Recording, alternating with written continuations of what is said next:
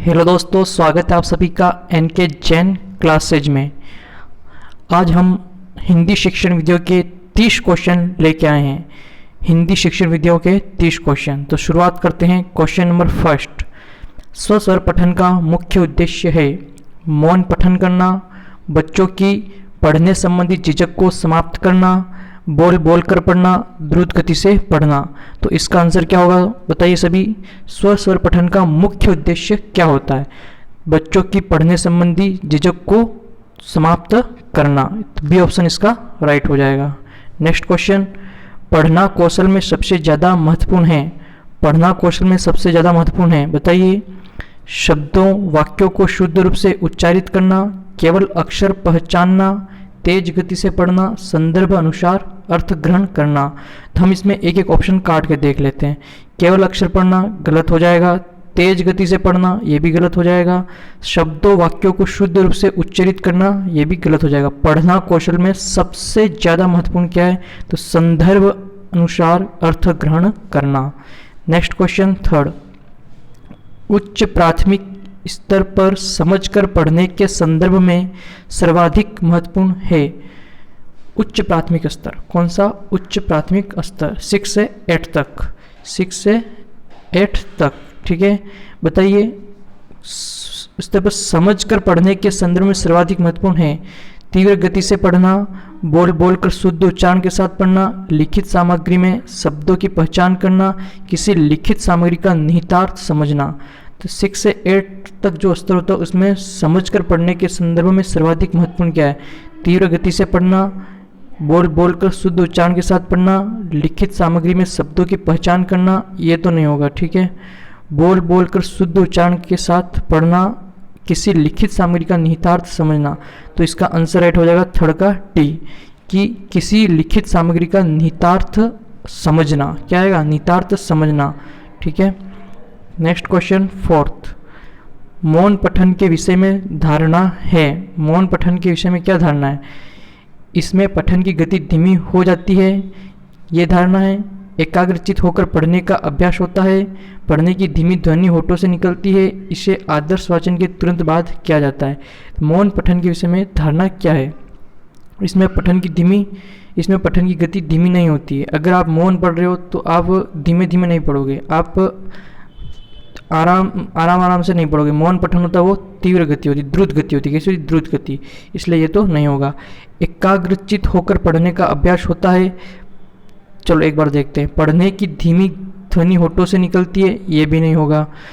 इसे आदर्श वाचन के तुरंत बाद किया जाता है।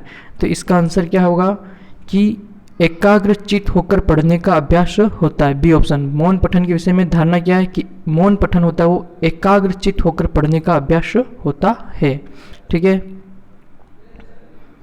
और जो आदर्श वाचन की बात होता है उसको क्या बोलते हैं? अनुकरण वाचन। क्या बोलते हैं? आदर्श वाचन के तुरंत बाद होता है उसको बोलते हैं अनुकरण वाचन, ठीक है।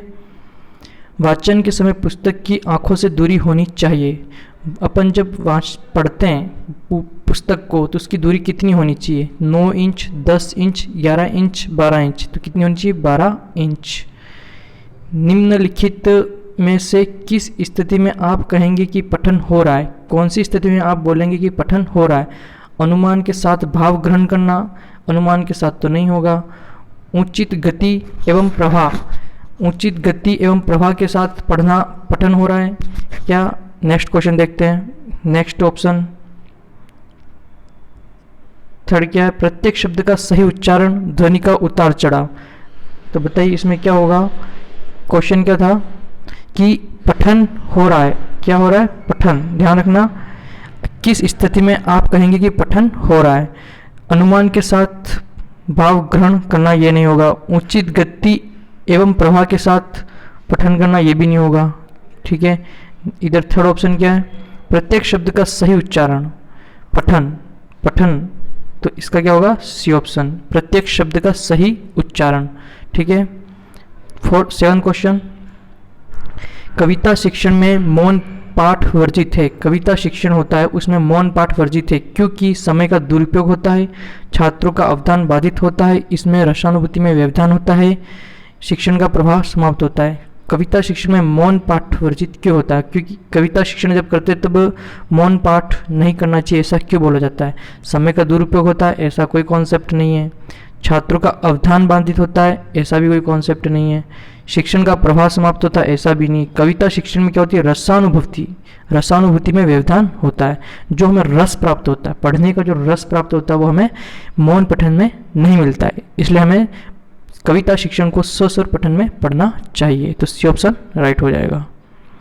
लेखन से संबंधित नहीं है, लेखन से संबंधित क्या नहीं है?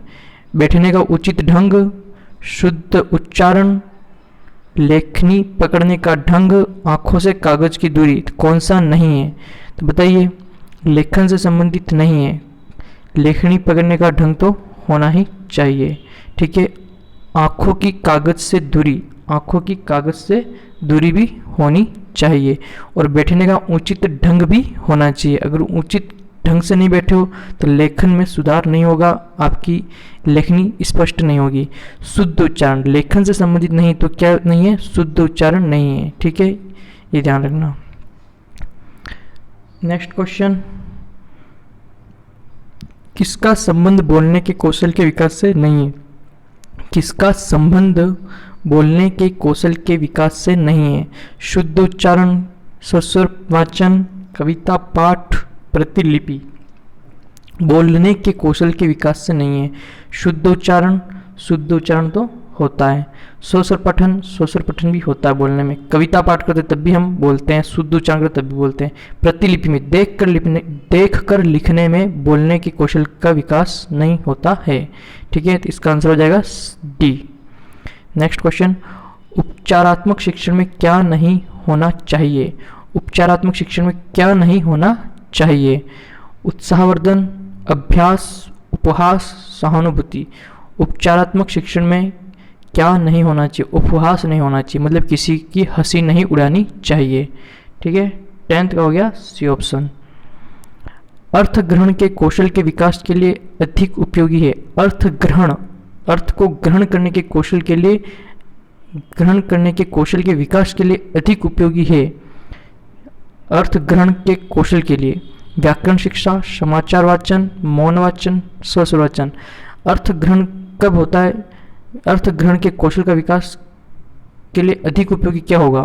तो 11 का ऑप्शन नंबर होगा मौन वाचन। क्या होगा? मौन वाचन, क्योंकि अर्थ ग्रहण अपन कब कर सकते हैं? अधिक मौन वाचन में कर सकते हैं। ठीक है, हिंदी भाषा की कितनी बोलियां हैं? हिंदी भाषा की कितनी बोलियां है? तो 18 बोलियां है। भाषा सीखने में शब्दकोश का बहुत महत्व है। भाषा सीखने में, किसका सीखने में? भाषा सीखने में शब्दकोश का बहुत महत्व है। निम्नलिखित में से शब्दकोश का सबसे कम महत्वपूर्ण उपयोग कौन सा होगा? अक्षरों या वर्णों का क्रम जानना। देख लीजिए, वापिस बोल रहा हूँ, भाषा सीखने में, क्या सीखने में? भाषा सीखने में शब्दकोश का बहुत महत्व है। शब्दकोश का, डिक्शनरी का बहुत महत्व है। निम्नलिखित में से शब्दकोश का सबसे कम महत्वपूर्ण उपयोग कौन सा होगा? अक्षर वर्णों का क्रम जानना, किसी शब्द का अर्थ जानना। अर्थ तो जाना जाता है डिक्शनरी से, ठीक है, शब्दकोश से। किसी शब्द का समानार्थी शब्द जानना, किसी शब्द की सही वर्तनी जानना। तो इसका आंसर क्या होगा बताइए? क्वेश्चन नंबर 13 का देखिए, डिक्शनरी में क्या क्या होता है? किसी शब्द का अर्थ भी जान सकते हैं, किसी शब्द का समानार्थी शब्द भी जान सकते हैं। उसमें बहुत सारे समानार्थी शब्द मिलते हैं डिक्शनरी में, शब्दकोश में। किसी शब्द की सही वर्तनी जानना भी उसमें पॉसिबल है, लेकिन अक्षरों या वर्णों का क्रम जानना पॉसिबल नहीं है। तो इसका आंसर क्या हो जाएगा? A option. तो सबसे कम महत्वपूर्ण क्या है? तो अक्षरों या वर्णों का क्रम जानना। किसमें? शब्दकोश में। क्वेश्चन नंबर 14, उच्च प्राथमिक स्तर पर भाषा शिक्षण का मुख्य उद्देश्य। उच्च प्राथमिक स्तर जब भी आता है दिमाग में आना चाहिए 6 से लगा के 8 तक, ठीक है। प्रसिद्ध साहित्यकारों से परिचित करना। उच्च प्राथमिक स्तर पर भाषा शिक्षण का मुख्य उद्देश्य क्या होता है? भाषा शिक्षण का कि प्रसिद्ध साहित्यकारों से परिचित कराना, साहित्यिक विधाओं से परिचित और व्याकरणिक नियम सिखाना, हिंदी भाषा की पाठ्य पुस्तक पढ़ाना, या उपरोक्त में से कोई नहीं। तो 6 से 8 तक जो क्लास होती है उसमें भाषा शिक्षण का मुख्य उद्देश्य क्या होता है? तो क्वेश्चन नंबर 14 का राइट हो जाएगा साहित्य विधाओं से परिचय। साहित्य विधाओं से परिचय और व्याकरणिक नियम सिखाना। इंपॉर्टेंट कर लेना दोस्तों इसको। ओके, क्वेश्चन नंबर 15 भाषा स्वयं में है। भाषा स्वयं में क्या है? एक नियमबद्ध व्यवस्था है, एक जटिल चुनौती है, एक विषय मात्र है, संप्रेषण का एकमात्र साधन है। बताइए भाषा स्वयं में क्या है? तो भाषा स्वयं में क्या होगी? एक नियमबद्ध व्यवस्था है। ठीक है, भाषा स्वयं में एक नियमबद्ध व्यवस्था है, एक जटिल चुनौती नहीं है, एक विषय मात्र भी नहीं है और एक संप्रेषण का एकमात्र साधन नहीं है। ठीक है ना, इसलिए ये क्या है? नियमबद्ध व्यवस्था है। भाषा स्वयं में एक नियमबद्ध व्यवस्था है। क्वेश्चन नंबर 16 हिंदी भाषा की कौन सी विशेषता नहीं है? भाषा एक मानक रूप होता है, भाषा स्थूल से सूक्ष्म की ओर बढ़ती है, भाषा परिवर्तनशील नहीं है, भाषा अर्जित संपत्ति है। इसमें पूछा हिंदी भाषा की कौन सी विशेषता नहीं है? क्या पूछा? नहीं है। तो भाषा अर्जित संपत्ति है, भाषा का एक मानक रूप होता है, भाषा स्थूल से सूक्ष्म की ओर बढ़ती है। लेकिन क्या विशेषता नहीं?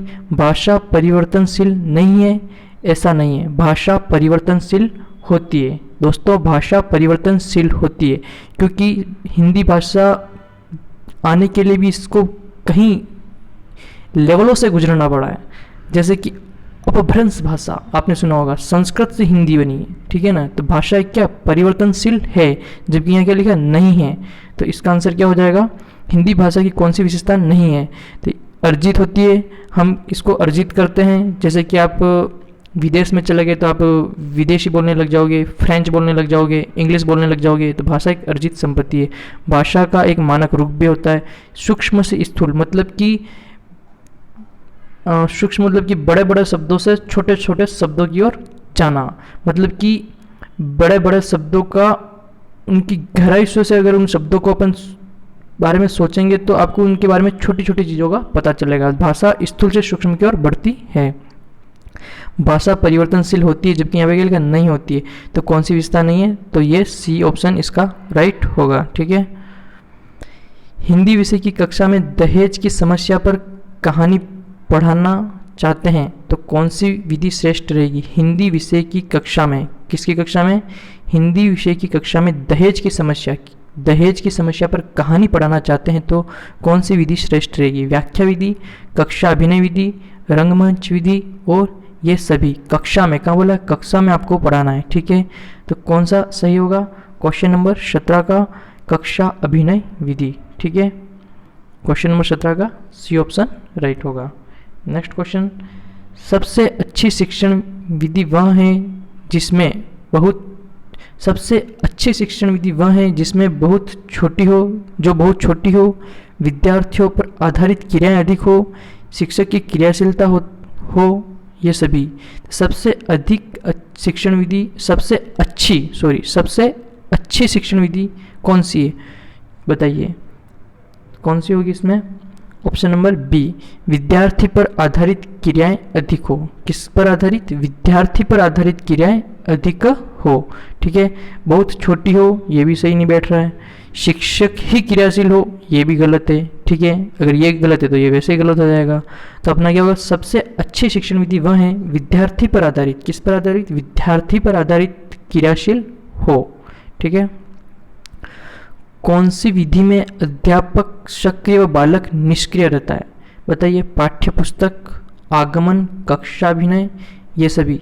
किस विधि में अध्यापक सक्रिय रहता है और बालक निष्क्रिय रहता है?